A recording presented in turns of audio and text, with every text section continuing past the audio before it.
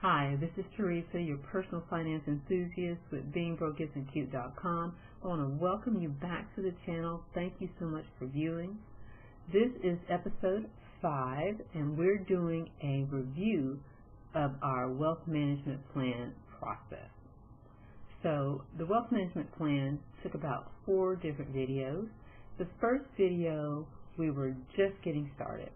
I had you do 2 things. I wanted you to make an expense list, a list of all of your expenses, whether it was a credit card, a loan, mortgage, utilities, all of that. Make a list of all of your expenses and make a list of your income, all your income sources, whether your job, of course, if you have a rental houses, if you got Social Security, you got pension, all of that stuff.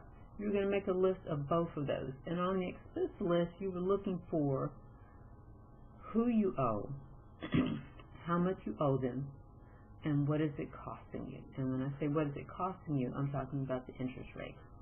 And the purpose of that was to find out how much you owe, how much your total debt is, how much it takes to keep them from calling you, and how much is the total debt. If you won the lottery, and you could write a check to everybody and pay all your debts off, that would be the number that you'd need to write a check for. That'd be the total of all those checks. Then I had you do an expense list. Come up with an income list. Come up with all your income. Again, your job, if you had rental properties, if you've got retirement coming in from your 401k, pensions,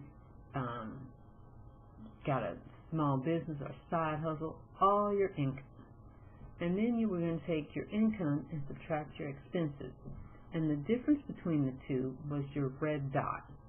And I related the red dot back to when you're like at theme parks or something like that, and you see that map, and it gives you a dot and it says you are here. Well, that's what that number was going to tell you, whether your income was higher than your expenses or less than your expenses. It was your red dot. That's where you were starting. That's where the process started. And that number, again, it was good, bad, or indifferent. The number is just to let you know where you're starting. And I want to keep emphasizing to you that it's just where you're starting. It doesn't mean that's where you have to stay. But you've got to know where you're starting so that you can map out a plan to get to where you're going. Okay? The second episode was about taking that expense list and scrubbing it and cleaning it up. And it was all about finding items that you could reduce your payment on by either cutting back or reducing some features or something like that, cutting back somehow, or completely eliminating. I keep using my friends who have 2 gym memberships and don't use them. An idea about cutting back, I have had Uverse. We weren't using it, and I cut back services. So you wanted to eliminate or you wanted to reduce. That was the whole part of scrubbing your expense list. Episode 3 was about your income. How do you get your income up?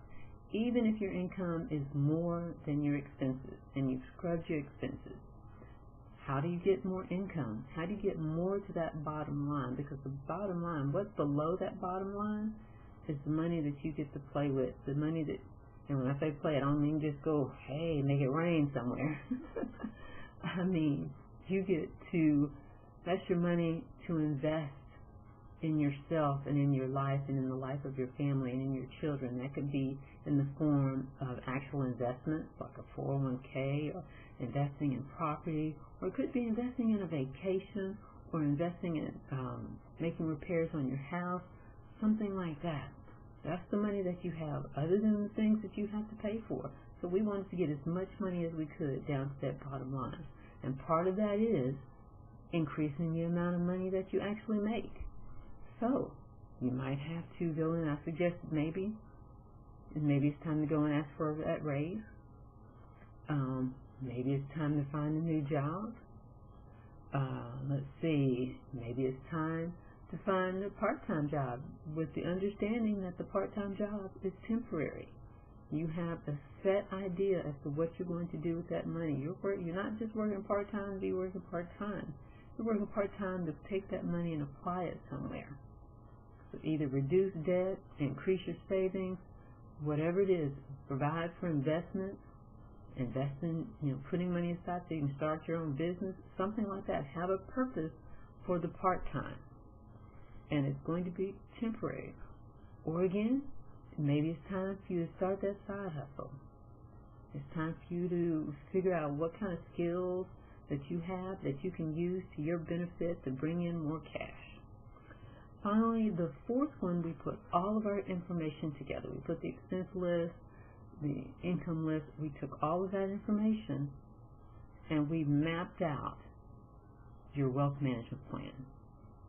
We went through and we broke everything down by week so that you know your ins and your outs on a weekly basis. You knew which weeks you were tighter than others. You knew which weeks were you had excess on. You also, in order to even some things out if you could, you wanted to move some expenses around, maybe pay some earlier or call some creditors or things like that and say, hey, can I move my due date? Nothing wrong with that. They want to get paid on time. So if moving it a week helps you to do that, they're going to be all for it. Also, I want to also give you an idea of paying ahead. Some bills, let's say you've got a bill that's $66 a month. If you take that $66 and you divide it by 11, and 11 is because of 11 months, that means you pay an extra $6. So you bump it up from $66 to $72, which means if you start in January, which means by December, when it's Christmas and you're bustling and going all that kind of stuff, you don't have a payment because you've already made it. I did that with several small bills, and that amazingly, that really helped out, and it didn't really take that much effort on the front end. It only meant bumping the bill up by $5, $6, $7, $8, something like that, which is something easy to absorb. So in December, I had about 3 or 4 bills that I didn't even have to worry about because they already had credits, and I just let them roll through, which freed up some cash for December and made a little less things. There's a lot of stuff going on in Christmas at my house. I've got a lot of things going on. So those were, I think it was 4 or 5 bills that I didn't have to worry about that were already done. And believe me, not one person, not one creditor sent that extra money back. So if you get a chance or you have some time, go back and look at the other 4 videos. There are links back to my YouTube channel. Take it back and look at the Wealth Management Plan series. Well, this is a short and sweet one. This is all I have. If you want more, you can find me. Oh, I'm pointing in the right direction. You can find me at any of these. Find me on Facebook, Twitter, and as always, beingbrokeisn'tcute.com. And you know what? Like, share, subscribe, comment. I'd love to hear if you had some topics that you wanted me to discuss. Put them in the comments below, and I'll do my best to get to them. That's it for this week. Again, that's it. It's like, wow, that's it. This is kind of short. Okay, that's all right. I'll be here next Thursday with a new video. But I want everybody, again, I want to say thank you for following the series and watching my channel. And remember, people, being broke isn't cute. It never has been. It never will be. Thanks again for watching. Bye.